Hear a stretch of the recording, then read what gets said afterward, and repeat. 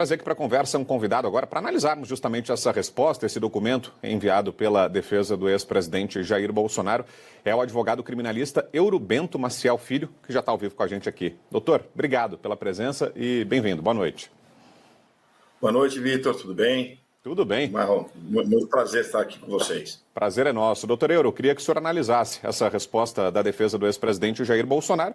Parece que o ponto central era aquele rascunho de um pedido de asilo às autoridades da Argentina, né? O documento editável que foi apontado pela Polícia Federal, que seria um indício de suposta tentativa de fuga do ex-presidente. Os advogados rebateram dizendo que, aí abro aspas aqui, parece claro que um rascunho de pedido de asilo ao presidente argentino, datado de fevereiro de 2024, ou seja, aponta que o documento é antigo, não pode ser considerado um indício de fuga. Seria necessário avisar a Polícia Federal, especialmente ao setor de inteligência, que o processo criminal que originou as cautelares foi proposto um ano depois. E desde então o ex-presidente compareceu a todos os seus atos, inclusive colocando a tornozeleira eletrônica, e aí segue a defesa. Então tem um tom até irônico da defesa, falando que o documento era antigo, que se houvesse alguma pretensão de fuga, isso já teria sido feito porque o suposto rascunho foi encontrado em fevereiro do ano passado. Lhe parece sustentável, doutor, essa defesa? O que achou da argumentação dos advogados do ex-presidente com esse foco, né, de que os fatos, de que não há novidade, de que não há fatos novos? O que lhe pareceu, doutor? Não, era exatamente esse o ponto que eu ia comentar, porque eu não tive acesso à defesa, que foi apresentada hoje, mas tive acesso ao relatório elaborado por 3 delegados da Polícia Federal, né, de 170 páginas, e no bojo desse relatório há a menção a esse documento.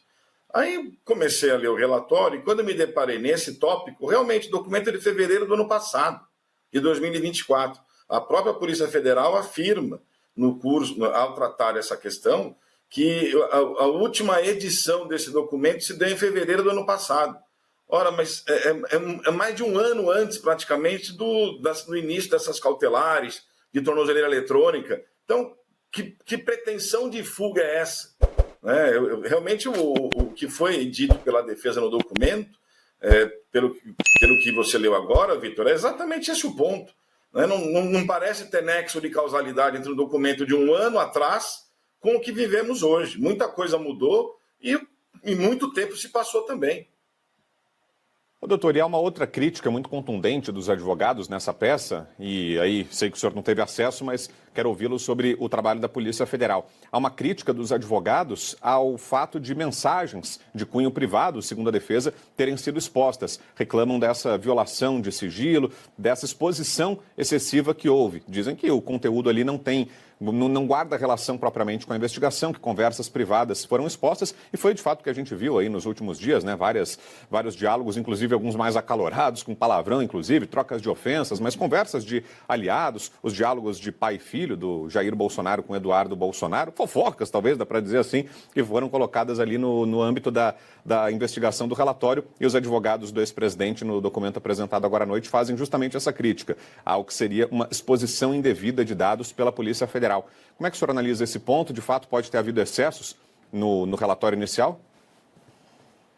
Sabe o que acontece? Lendo o relatório da Polícia Federal, tem-se a nítida impressão de que, entre as inúmeras, milhares de conversas, provavelmente o ex-presidente deve ter tido com outras inúmeras e milhares de pessoas, foram pensadas aqui e acolá trechos de uma conversa ali, de uma conversa acolá, e, eventualmente, também essas questões particulares.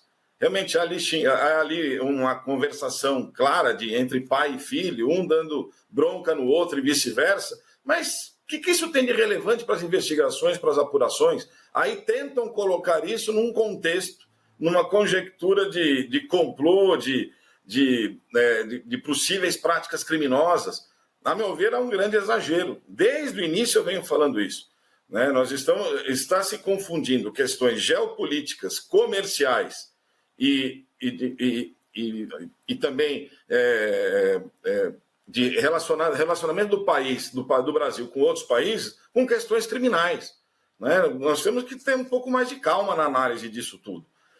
E na leitura desse relatório da Polícia Federal, para mim ficou claro também que são muitas as pessoas que, por acreditarem no ex-presidente, aí cada um tem a sua ideologia política, não estou entrando nesse mérito, mas pedem ao ex-presidente para que ele se manifeste, para que ele produza conteúdos que serão depois divulgados.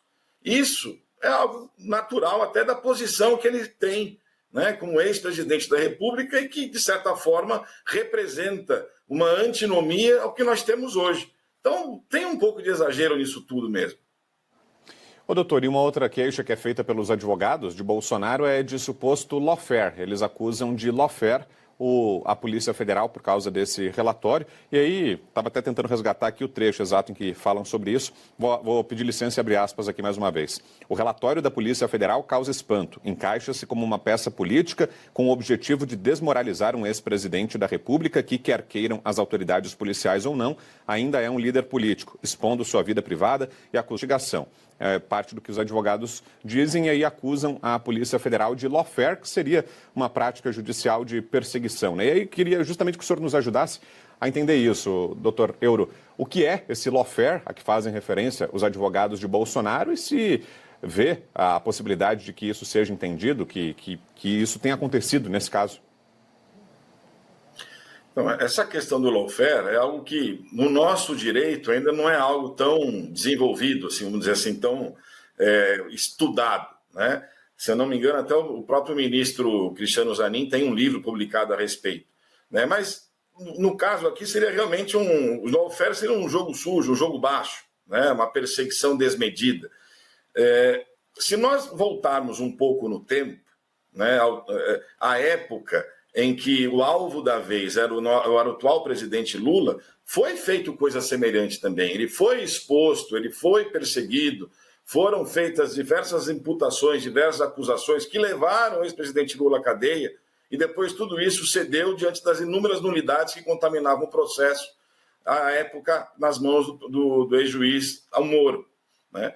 O que está sendo feito agora é algo muito semelhante. Se traçarmos um paralelo, essa ideia da ridicularização do personagem, da espetacularização da ação da Polícia Federal, houve a época do Lula e está havendo agora também.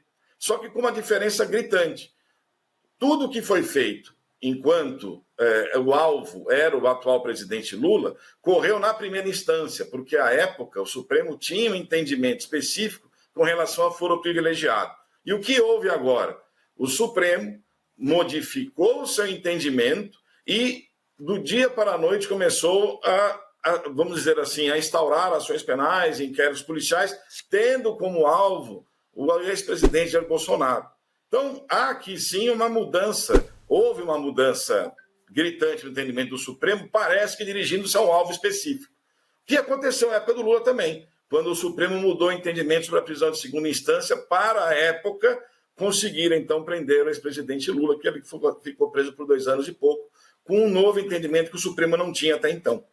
Então, há sim um lawfare aqui, no meu modesto sentir, respeitando opiniões em contrário, mas entendo que há sim uma forma, estão tentando, de certa forma, atingir o ex-presidente não na sua intimidade, mas na sua imagem perante a sociedade brasileira. Perfeito. Aí a avaliação do Dr. Euro Bento Maciel Filho, que é advogado criminalista, falando ao vivo com a gente aqui na Band News TV, nos ajudando a entender um pouco mais dessa resposta enviada agora à noite pela defesa do ex-presidente. Obrigado, doutor Euro, pela gentileza, bom ouvi-lo e até uma próxima. Boa noite. Até uma próxima, muito obrigado, sempre à disposição. Boa noite. Obrigado, bom final de semana por aí.